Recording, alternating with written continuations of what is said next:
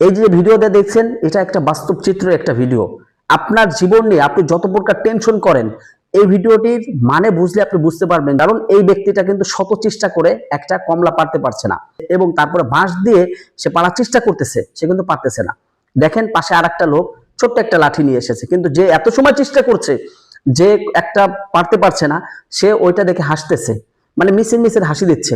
কিন্তু ওই ব্যক্তিটা কি করলো দেখেন, টাস করে মেরে 3টা ফল পেরে ফেললো। সে তো অবাক যে এত সময় আমি এত বড় বড় লাঠি দিয়ে ঘাই দিলাম, আবার বাঁশ দিয়ে খোঁচা দিলাম, আমি তো পারতে পারলাম না। ও নিমিষে এসেই ছোট একটা লাঠি দিয়ে, মানে একটা ঘাই দিয়ে 3টা পেরে ফেললো। এটা হচ্ছে রিজিক। আপনার রিজিকের জন্য আপনি যতই চেষ্টা করেন, যেটা আপনার ভাগ্যে না, এটা কখনোই আপনি পাবেন না। এটার জন্য মন খারাপ করে কোনো দরকার নাই। আর যেটা আপনার ভাগ্যে, আপনি অল্প চেষ্টার মাধ্যমে আপনি সেটা পাবেন। এইটা নিয়েই আপনি শুকরিয়া আদায় করতে হবে, এটা আপনার ভাগ্যে আছে। আপনি হাজার চেষ্টা করেছেন, একটা জিনিস পান নাই, মন খারাপ করেছেন, এটা ভুল। আপনি অল্প চেষ্টা করেছেন, যেটা পেয়েছেন, মনে করবেন যে এটাই আমার ভাগ্যে ছিল, এটা আমি পেয়েছি। এই জন্য রিজিক নিয়ে টেনশন না করে বা নিজেকে নিয়ে টেনশন না করে চেষ্টা করুন। অল্প যদি পান, এটা আপনার ভাগ্য।